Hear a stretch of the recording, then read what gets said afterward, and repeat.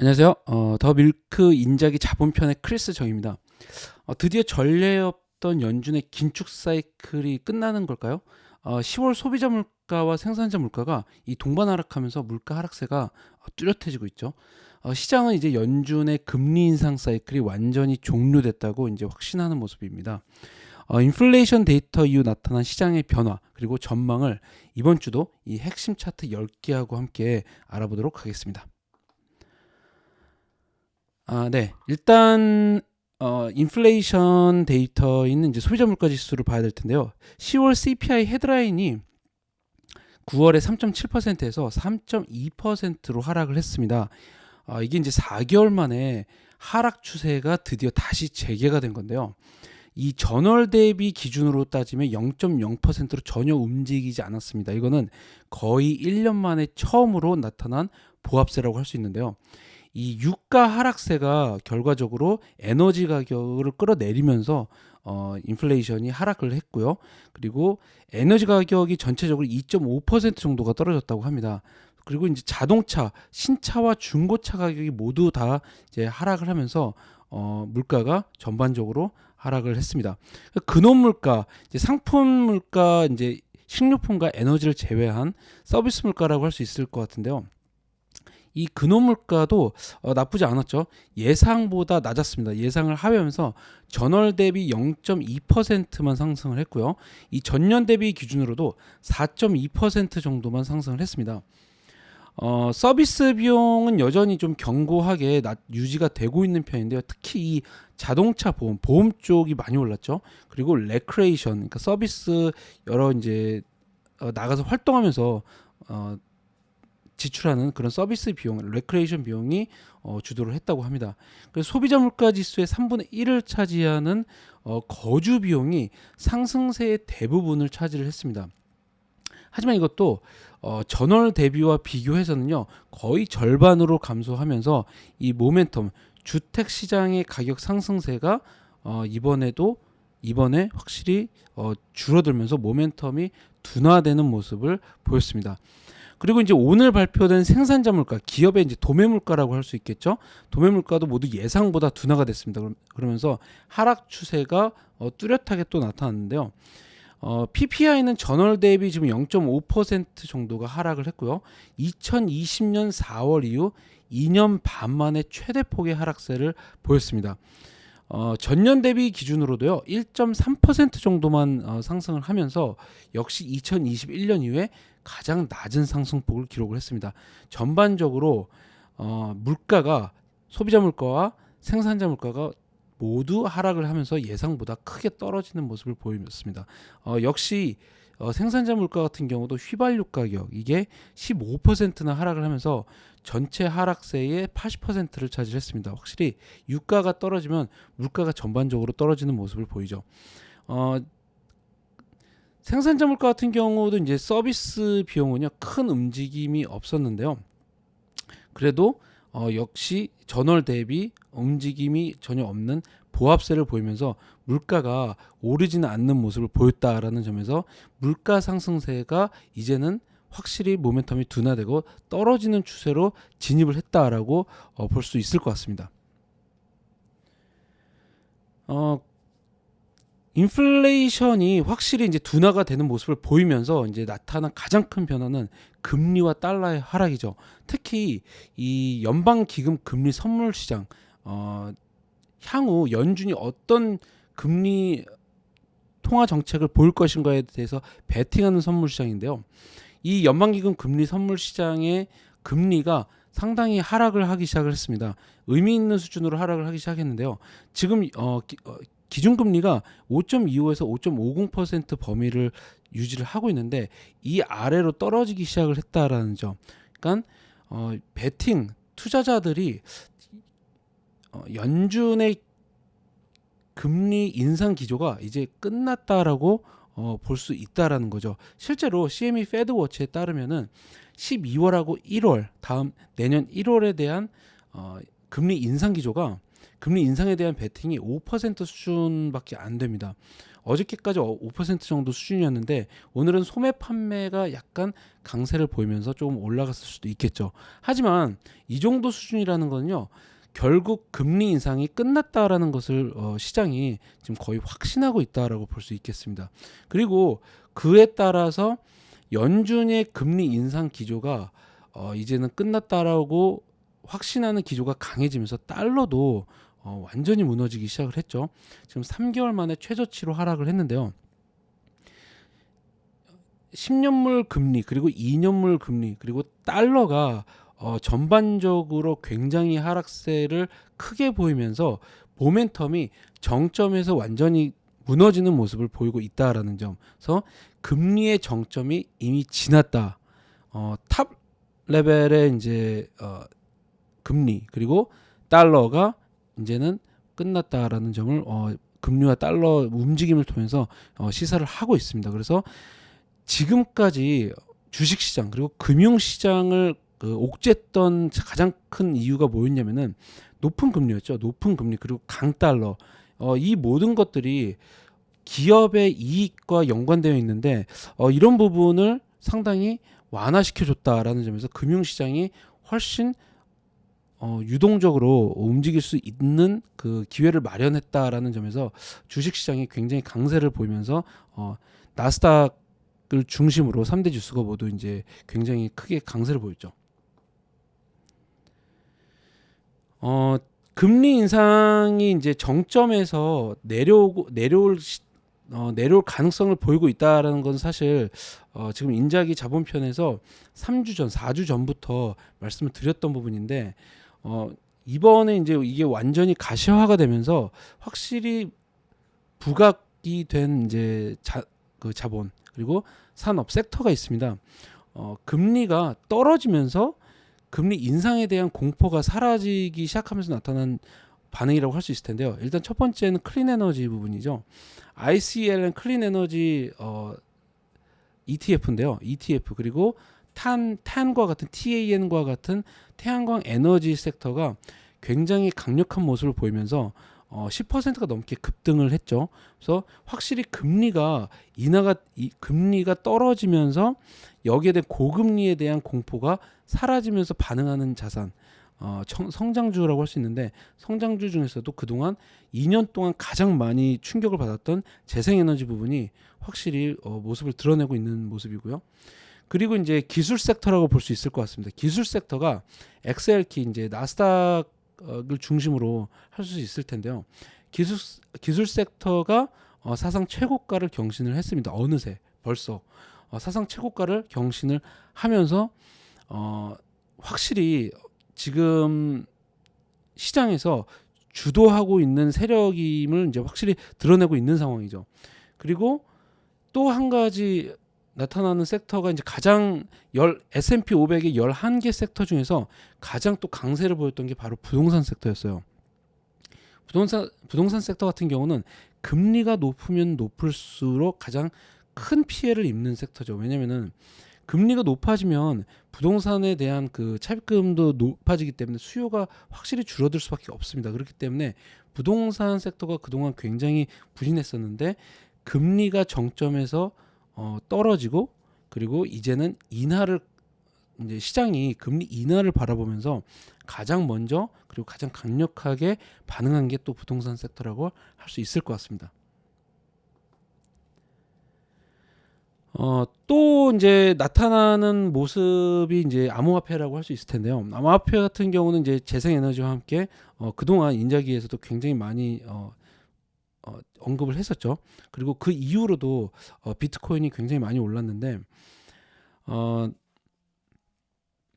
암호화폐 같은 경우는 이미 그동안 한 달이 넘는 기간 동안 계속 자금이 유입되는 모습을 보이고 있습니다. 특히 비트코인과 이더리움을 선두로 해서 주도를 해서 이제 자금이 많이 유입이 되고 있는데요. 특히 비트코인을 중심으로 일단은 자금이 유입되고 있는 모습입니다. 굉장히 긍정적인 모습이라고 볼 수 있을 것 같은데요. 암호화폐 같은 경우는 금리와 달러에 굉장히 민감하죠. 왜냐면은 골드하고도 마찬가지일 거라고 보이는데요. 골드와 비트코인의 공통점이 뭐냐면은 금리와 달러의 굉장히 경쟁 자산이라고 할 수도 있을 것 같아요. 금리가 오르면 달러의 가치도 오르죠. 금리가 오르기 때문에 달러도 계속 강세를 보이고요. 그러면 반대로 골드와 비트코인 같은 위험 자산, 상대적으로 위험 자산, 그리고 이런 이자가 달러가 강세를 보이면서 반대로 피해를 보는 자산이 바로 암호화폐나 이제 골드가 되기 때문에 금리가 떨어지고 그리고 달러가 약세를 보이면서 암호화폐와 골드가 확실히 강세를 볼 수밖에 없는 거죠. 그래서 지금 자산 유입세가 굉장히 뚜렷하게 유의미한 수준으로 지금 나타나고 있는 상황이고요. 그리고 암호화폐 같은 경우는 아직까지는 불확실성에 대한 우려가 있기 때문에 비트코인을 중심으로 자산이 유입되고 있다라고 볼 수 있을 것 같습니다. 하지만 특히 또 비트코인이 이제 현물 ETF를 기다리고 있는 상황이기 때문에 또 굉장히 또 현물 ETF가 승인이 될 가능성이 높아지고 있는 상황이죠. 그렇기 때문에 비트코인을 중심으로 나타나고 있는데 암호화폐가 38,000달러를 비트코인이 38,000달러를 상회하고 어느 정도 안정적인 기조로 돌입을 한다고 하면은 이더리움 그리고 솔라나 이런 알트코인을 중심으로 다시 암호화폐가 상당히 붐을 일으키게 될 가능성도 있다고 볼 수 있을 것 같습니다. 실제로 지금 이더리움이 이제 힘을 다시 또 받고 있고요. 솔라나가 계속 또 알트코인 중에서는 계속 가장 이제 강세를 보이고 있습니다. 골드 같은 경우는 지금 200일 이평선에서 지지를 받고 있는 상황인데요. 장기적으로 금리와 달러가 하락을 하면서 확실히 장기적으로 주시할 만한 자산이라고 볼 수 있을 것 같습니다. 경제 쪽을 좀 보면은요.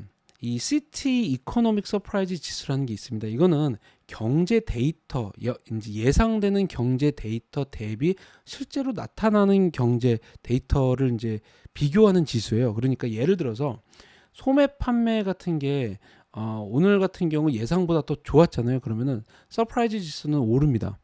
반대로 실업률 같은 경우 예상보다 더 나빴잖아요. 더 올랐고 그리고 실업 지수도 더 안 좋아졌고 그러면은 서프라이즈 지수는 밑으로 떨어집니다. 한마디로 시티 이코노믹 서프라이즈 인덱스는 경기가 예상보다 더 안 좋아질 경우에 더 하락하는 경향이 있는 지수죠. 지금 보시면 2023년 7월을 기준으로 모든 지수가 하향을 하는 모습을 보이고 있죠. 특히 지금 10월을 지나서는 이전에 이제 저점을 뚫고서 확실히 경기가 예상보다 안 좋아지고 있다라는 것을 보여주고 있습니다. 이거는 어떤 의미로 이제 볼 수 있냐면은 인플레이션을 압박하던 수요가 그만큼 둔화되고 있다라고 볼 수 있겠죠. 그리고 고용 시장이 완화되고 있다, 소비 수요가 완화되고 있다라고 볼 수 있을 것 같습니다. 이거는 일단은 연준의 긴축 기조를 완화할 수 있는 호재로 볼 수 있겠죠. 왜냐하면은 여태까지는 너무 경제가 뜨겁기 때문에 그런 부분을 감안을 한다면 경제가 둔화되는 거는 경제 침체를 바라본다는 게 아니라 시장이 경제가 완화되고 있다. 너무 뜨거웠던 경제가 어느 정도는 좀 완화되고 있다, 좀 소프트해지고 있다라는 부분 쪽으로 인식을 할 수 있는 부분이죠. 그래서 호재라고 볼 수 있을 것 같아요. 그래서 배드 뉴스가 굿 뉴스가 되는 상황인데 그래도 어쨌거나 경제는 이제 하향 추세로 롤오버를 하고 있다라고 볼 수 있을 것 같습니다. 그래서 이제는 시장이 과연 경기 침체를 바라보느냐 아니면 경기 둔화를 바라보느냐의 인식으로 나눌 수 있을 것 같은데요. 재밌는 거는 이제는 인플레이션 데이터가 둔화되고 금리도 높은 수준에서 동결이 되는 상황을 시장이 바라보고 있다라는 거죠. 그런데 경기가 계속 나빠진다면 어떨까요? 경기가 계속 나빠지면은 연준의 높은 금리가 이제는 부담스러워지는 상황이 계속 올 수도 있겠죠. 그러면은 이거를 주식 시장이 반영을 해서 주식이 너무 밸류에이션이 높다라고 인식을 할 수도 있을 거예요. 왜냐면은 성장이 따라주지 못하는데 금리는 계속 높은 수준에 있기 때문에 이제부터는 시장이 고금리뿐만 아니라 금리 인상 사이클의 종료뿐만 아니라 금리 인하를 요구하는 상황이 올 겁니다. 그러면서 금리 인하를 요구하는 사인이 무엇이 될 것이냐, 이거는 주식시장의 하락으로 나타나겠죠. 왜냐하면 밸류에이션에 대한 부담을 투자자들이 느끼고 있기 때문에 팔아치울 수밖에 없기 때문인데요. 그러면은 금리 인하를 요구하는 시장에 따라서 연준이 어떤 추세를 보이느냐, 어떤 스탠스를 보여주느냐, 금리 인하를 하겠다, 혹은 계속 고금리 기조를 유지하겠다, 이런 그 포워드 가이던스 어떻게 말을 하느냐에 따라서 시장의 또 움직임이 달라질 수도 있는 상황이 되는 거겠죠. 일단은 금리는 높은 수준에서 유지가 되고, 그리고 경기는 하강을 할 겁니다. 그러면은 주식시장은 어떻게 반응을 할 것인가, 이제 섹터별로는 어떻게 또 투자자들이 스탠스를 잡아야 되느냐, 여기에 대한 이제 의문이 있을 수도 있는데요. 일단은 지금까지 나타났던 경기가 계속해서 빠르게 성장하는 사이클, 그리고 인플레이션이 계속 유지되면서 유가가 상승하는 사이클은 이제는 끝났다, 혹은 종료 시점에 다다랐다라고 볼 수 있을 것 같은데요. 그러면서 원자재와 에너지는 약세로 전환할 가능성을 보셔야 될 것 같습니다. 실제로 지금 에너지 같은 섹터는요, S&P 500 대비 그 에너지 섹터의 움직임이 지금 헤드앤숄더 패턴을 보이고 있죠. 머리를 가운데 두고 양 가운데 숄더, 어깨 부분에 차트 움직임이 보이고 있는데, 이거는 모멘텀이 둔화되고 있는 그런 모습이라고 볼 수 있을 것 같습니다. 그래서 이런 넥라인이 있는데, 이 목 라인을 만약에 하향할 경우에 경기가 훨씬 더 강하게 둔화될 가능성을 에너지 섹터가 반영하는 것이다라고 볼 수 있을 것 같습니다. 그래서 단기적으로 에너지 섹터가 넥라인 정도까지, 목 라인까지 더 하락을 할 가능성이 있어요. 그래서 시장의 경기 둔화, 경기 침체, 이 사이에서 어느 정도까지를 보느냐에 따라서 에너지 섹터가 좀 더 밑으로 떨어지느냐, 아니면 어느 정도 그 지지를 받고 넥라인에서 반등을 하느냐를 보셔야 될 것 같습니다. 그리고 이제 기술주 같은 경우는 지금 금리 인하 추세가 확실히 나타나고 있는 상황이기 때문에 장기적으로 훨씬 더 강세를 보일 가능성이 커지고 있죠. 실제로 지금 S&P 500 대비 기술주 섹터의 경우 닷컴 버블을 넘어선 상태입니다. 그러니까 지금까지 닷컴 버블 당시의 밸류에이션과 지금의 밸류에이션을 두고서 굉장히 이제 그 불안감이 많았었죠. 왜냐면은 더블탑의 이제 모습을 보인 그 차트 모습이 많이 보였기 때문인데, 지금 기술 섹터의 경우 S&P 500과 대비해서 지금 닷컴 버블 당시를 넘어선 상태이기 때문에 기술주 섹터가 어느 정도의 하락세를 보이더라도 이게 지지를 받아서 더 큰 버블을 만들어낼 가능성이 지금 있는 상황이라고 볼 수 있을 것 같습니다. 특히 지금 미국 경제 같은 경우는 연착륙 가능성이 굉장히 높은 상황이죠. 미국 경제가 지금 둔화되고 있지만 굉장히 강력한 경기 침체, 그러니까 급 강화하는 경기 침체의 모습이 나타날 가능성이 지금 상태에서는 희박한 상태라고 볼 수 있을 것 같습니다. 왜냐하면 골드만삭스가 지금 경기 침체 가능성을 15%로 낮춘 이유가 이제 그건데요. 고용 시장이 강력하게 지금 쿠션을 만들고 있기 때문이죠. 실업률이 높아지고는 있긴 하지만 지금 실업자들이 늘어나는 만큼 그 실업자들을 흡수할 수 있는 채용 공고가 아직까지도 거의 1,000만에 가깝게 나타나고 있기 때문에 그런 흡수하는 쿠션, 고용 시장의 쿠션이 미국 경제를 급 강화하는 경기 침체가 아닌 연착륙해서 부드럽게 완화하는 이제 그런 수준의 경기 둔화 정도 수준에서 머물 가능성이 커지고 있기 때문인데요. 이런 부분을 지금 기관 투자자들도 어느 정도 반영을 하고 있는 상태입니다. 지금 2022년 4월 이후 처음으로 주식 비중 확대가 이제 나타나고 있는 상황인데, 지금 주식 시장에 대한 자신감, 그런 자신감이 경제 성장에 대한 자신감과 같이 이어지면서 나타나고 있다고 볼 수 있겠죠. 만약에 경제 성장이 빠르게 하강할 것이다라고 본다면 펀드 매니저들의 그 비중 확대, 주식시장에 대한 비중 확대가 나타날 수가 없겠죠. 그렇기 때문에 일단은 주식시장에 대해서 지금까지는 미국 경제가 연착륙을 한다는 시나리오가 유지가 된다면은 비중 확대 주장을 어느 정도는 투자자들도 따라도 저는 문제가 없을 것이라고 보고 있습니다. 특히 이 국채의 움직임이 이제 굉장히 인상적인데요.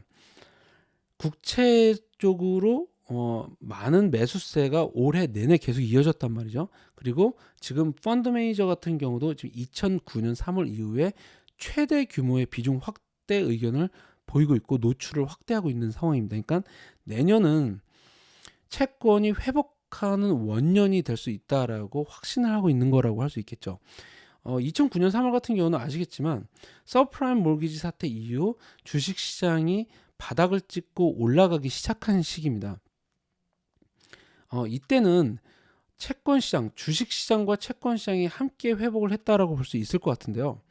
일단 주식시장이 회복을 하면서 채권시장도 회복을 하는 시나리오를 펀드 매니저들이 지금 그리고 있다라고 볼 수 있겠죠. 특히 국채 같은 경우는 지금 거의 100년 만에 전례 없는 수준으로 무너진 상황이에요. 주식시장보다 더 많이 무너진 게 채권시장이라는 거죠. 특히 국채시장이 굉장히 많이 무너졌는데 펀드 매니저들, 기관 투자자들이 이 채권 시장의 바닥을 보고 있는 것이다라고 볼 수 있을 것 같습니다. 한마디로 국채 시장의 매수세가 이제부터 이어질 수 있는데 이거는 금리 인하를 금리가 계속 떨어진다라는 걸 의미할 수 있겠죠. 금리가 떨어진다라는 것은 결과적으로 전반적으로 금융시장, 금융 환경이 더 완화되고 기술 성장주가 힘을 받을 수 있는 그런 환경이 만들어진다라는 거라고 볼 수 있을 것 같습니다. 또 하나 봐야 될 시그널은요, 바로 중국인데요. 지금 글로벌 경제라는 큰 틀에서 보면 미국 같은 경우는 굉장한 저항력을 보여주고 있죠. 소비도 여전히 탄탄하고 실업률도 낮습니다. 그리고 여전히 성장이 5%가 넘게 지금 나타날 정도로 굉장히 이제 강력한 상황, 글로벌 경제에서 유일하게 지금 앞으로 나아가고 있는 경제인데요. 반면 중국과 유럽 같은 경우는 지금 글로벌 경제를 좀먹고 있는 상황이에요. 특히 중국이 무너지기 때문에 유럽도 같이 무너지고 있는 상황이 이어지고 있는데 유럽이 지금 굉장히 중국에 대한 경제 의존도가 높죠. 그런데 지금 중국의 경제가 어느 사이클에 있느냐를 이제 봐야 될 것 같은데 지금 사이클이 바닥이다. 그리고 중국 정부가 다시 유동성을 투입을 해서 경제를 끌어올리려고 있는 사이클에 있다라고 볼 수 있는 이제 시그널이 중국 인민은행이 지금 회복을 위해서 지금 유동성을 굉장히 많이 투입을 하고 있다라는 거죠. 그리고 이런 모습이 다시 가시화가 되기 시작했다. 이런 모습인데 실제로 이제 이번에 이제 거의 1조 4,500억 위안에 달하는 그 1년 중기 대출 시설을 통해서 지금 유동성을 굉장히 많이 인민은행이 유동성을 투입을 하고 있는 상황인데요. 금리는 동결을 한 상황입니다. 근데 금리를 지금 더 이제 나중에 추가적으로 인하할 것이다라는 기대가 시장에 만연해 있죠. 특히 지금 최근 영래포를 통해서 4,950억 위안의 지금 유동성도 또 추가로 투입을 한 상황이고요. 그만큼 지금 시장 수면 아래에서는 중국 정부가 유동성을 막대하게 투입을 해서 금융시장의 활기를 이제 찾으려는 시도를 보이고 있다라고 할 수 있겠습니다. 그래서 대출을 활성화하고 사람들한테 대출을 계속 기업과 소비자들한테 돈을 풀면서 성장을 이제 활성화하기 위한 그런 모습을 보이고 있는데 실제로 오늘 발표된 산업 생산하고 소매 판매가 모두 예상 밖으로 상당히 많이 증가하면서 회복 가능성을 시사를 했다라는 겁니다. 특히 산업 생산 같은 경우는 전년 대비 4.6%로 증가하면서 예상보다 훨씬 더 높아졌고요. 소매 판매 같은 경우는 7.6%로 팍 튀어오르면서 9월에 5.5%에서 굉장히 많이 튀어올랐습니다. 그리고 예상치였던 7.0%보다 크게 상회하는 모습을 보였습니다. 그러면서 중국 경제가 회복을 하고 있다라는 건데, 만약에 중국 경제가 이렇게 회복을 한다면 올해는 상당히 침체에 빠졌지만 내년부터는 회복을 할 가능성도 있다라는 거죠. 그리고 중국이 회복을 하면, 중국의 수요가 회복을 하면 유럽, 특히 독일 같은 독일이나 이제 그 유럽, 이제 중국에 굉장히 많이 의존을 하는 그런 나라들은 다 같이 회복을 할 수 있다라는 거죠. 최근에 유럽의 독일이 굉장히 많이 침체에 빠졌는데 중국의 영향이 컸죠. 근데 중국이 회복을 한다면 독일도 같이 회복을 할 가능성이 높다라는 겁니다. 그럼 중국이 회복을 하면서 유럽도 같이 회복을 하고, 그리고 미국이 급격한 경기 침체에 빠지지 않고 부드럽게 완화되면서 글로벌 경제가 같이 떠오르는 시나리오가 만들어질 수도 있다라는 거죠. 왜냐면은 중국의 소비 수요가 회복을 하면 미국도 그만큼, 미국의 대기업들이 같이 회복을 할 가능성이 높아지기 때문에 이 3대 경제권이 같이 부드럽게 완화되면서 경제가 회복을 하는 시나리오가 2024년에 나타날 가능성이 있다라는 거죠. 이제 주목을 해야 될 건 이제 재생에너지가 아닐까 싶은데요. 재생에너지 같은 경우는 사실 테슬라를 제외하고는 2년 동안 모두 다 부진했어요. 부진한 정도가 아니라 굉장히 침체에 빠졌었죠. 테슬라만 유일하게 살아남은 겁니다. 특히 내년에 지금 글로벌 EV 판매가 전체 시장의 20%를 진입할 것이라는 전망이 나타나고 있어요. 그러면서 시장이 EV 전기차 시장이 20%라는 전환점을 돌면서 대중 시장으로서 이제 완전히 진입을 할 것이다라는 그런 전망이 나타나고 있는데요. 그렇게 되면은 어떤 모습이 나타나냐? 이 배터리 원자재에 대한 투자 혹은 가격 경쟁이 더 치열해질 수 있다라는 겁니다. 왜냐면은 소비자들은 지금까지 전기차를 샀던 소비자들은 디자인 아니면은 그 인프라, 전기차에 대한 그런 열망, 그런 부분이 굉장히 많이 더 작용을 했다면, 일반 대중 같은 경우는 가격 자체에 더 집중을 한다라는 겁니다. 그래서 가격이 더 싸져야지 전기차를 살 것이다라는 거죠. 왜냐하면 인프라가 그만큼 일반 내연차에 비해서 지금 아직 구축이 되지 않은 상태이기 때문에 전기차를 살려면 볼 게 많아요.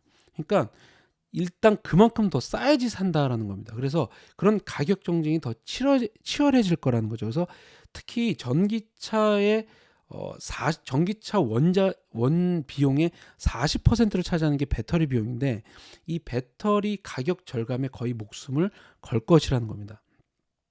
그래서 가격 결정력이 있는 2차 전지 업체만 살아남을 것이다라는 전망이 커지고 있어요. 그래서 그만큼 2차 전지가 거기에 대한 이제 불안 요소 그리고 리스크가 대두되면서 굉장히 많이 하락을 했는데요. 지금 리튬이나 이제 그런 구리, 배터리 원자재의 굉장히 중요한 그 원자재들이 그럼에도 불구하고 많은 기업들과 국가들이 상당히 투자를 많이 지금 유지를 하고 있는 상황입니다. 그리고 더 가속화되고 있는 상황이죠. 실제로 지금 엑슨모빌 같은 경우는 이번에 거의 1200억 에이커 정도 되는 대규모의 리튬 광산을 매입을 하면서 그 재생에너지 원자재 분야에 진입을 했습니다. 그리고 특히 이제 중국 같은 경우는요, 재생에너지를 비롯해서 모든 산업재의 가장 중요한 금속이죠.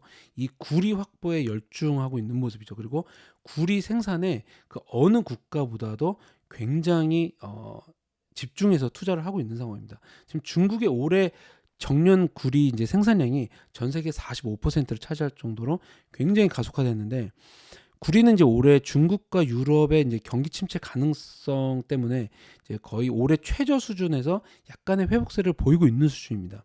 하지만 내년에 글로벌 경제 성장에 대한 이 불확실성이 있는 상황이니만큼 수요는 약간 둔화가 될 가능성이 있는데요. 지금까지의 전망은 그렇지만 다만 중국의 경기 부양이 가속화되고 회복이 될 경우 수요가 다시 오를 가능성이 있다라는 거죠. 특히 이제 재생 에너지의 전환에 구리가 리튬 등과 함께 이제 가장 중요한 금속이다라는 점. 특히 이제 중국이 생산량을 급격히 늘리면서 이제 전 세계 군비 경쟁에 돌입할 가능성이 커졌다라는 거죠. 이 블룸버그에 따르면은 중국의 구리 재련 능력이 2027년까지 45%나 더 증가할 것이다라고 합니다. 특히 전 세계 신규 공장의 61%를 차지할 정도로 지금 중국이 굉장히 구리 확보 그리고 구리 생산 능력에 열을 다하고 있는 상황입니다. 2026년에는 순수출국으로 지금 바뀔 정도로 중국이 구리 시장에서 큰 손이 될 것이라는 건데요. 그만큼 중국이 자체적으로 그만큼 자신이 있기 때문에 성장에 대한 자신감이 있기 때문에 구리 생산을 더 늘리는 것이 아닐까라는 전망이 나타나고 있는 거죠. 그래서 글로벌 경제가 지금까지는 침체 그리고 내년에도 수요가 더 둔화될 것이다라는 전망이 있긴 하지만 이런 전망을 좀 더 앞서서 보면은 회복이 나타나는 시기가 될 수 있다. 라는 점도 투자자들로서는 좀 더 보셔야 될 점이 아닌가 싶습니다. 네, 인플레이션은 이제 소리 없는 도둑이라고 하죠. 제가 봤을 때는 금리는요 대문으로 들어오는 강도가 아닐까 싶은데요. 너무 떳떳하게 지갑과 통장을 다 털어가죠. 지난 2년 동안 우리 이제 물가와 금리에 시달렸습니다. 이제 물가 하락세가 나타나면서 이 금리도 드디어 정점에서 내려올 가능성을 보여주고 있고요. 물론 경제 둔화의 가능성이 여전히 주시해야 될 리스크입니다. 하지만 고용 시장과 소비가 견고하고 그 어느 시기보다 지금 연착륙의 가능성은 높죠. 어쩌면 우린 생성 AI의 혁신과 함께 엄청난 기회를 마주하고 있을지도 모를 것 같습니다. 네, 도움이 되셨다면 좋아요와 구독 꼭 부탁드립니다. 네, 감사합니다.